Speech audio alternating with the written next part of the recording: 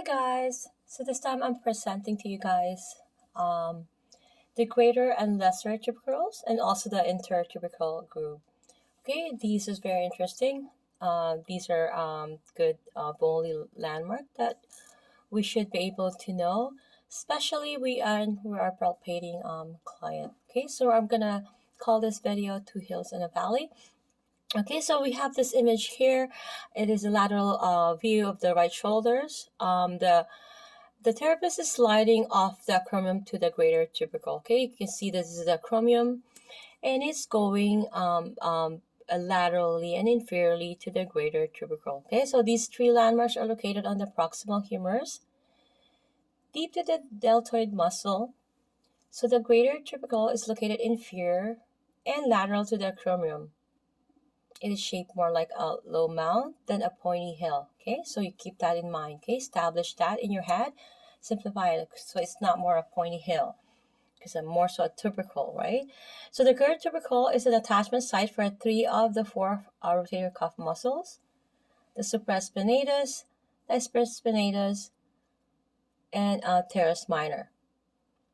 Okay, so the lesser tubercle is smaller than the greater tubercle and is an attachment site for the fourth rotator cuff muscle, which is the subscapularis.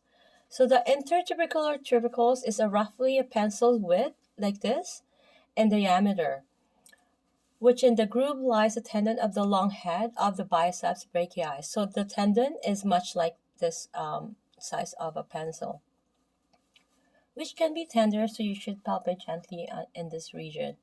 So have your client seated or supine. You're going to be palpating for the greater tubercle, shaking hands with your partner, locate the acromion, slide off the acromion inferiorly and laterally approximately 1 inch. Okay, so we have that image here. And the solid surface located deep to the deltoid fibers will be greater tubercle. You may feel a small dip between the acromion and the tubercle. So, and the intertubercular groove and lesser tubercle. So we're gonna place your thumb on the greater tubercle.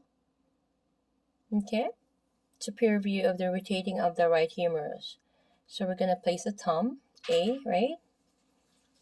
You can see here, begins to rotate the arm laterally.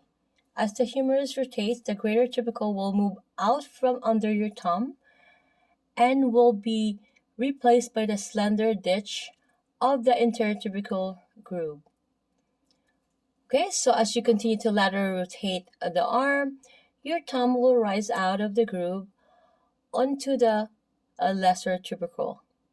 Okay, so we need to know how to do this as a therapist. Okay, it's really important that we are able to locate between the greater and the lesser tubercles, and also know that between those two is the intertubercular groove, and those are really interesting bony landmarks because of the tendon of the biceps brachii.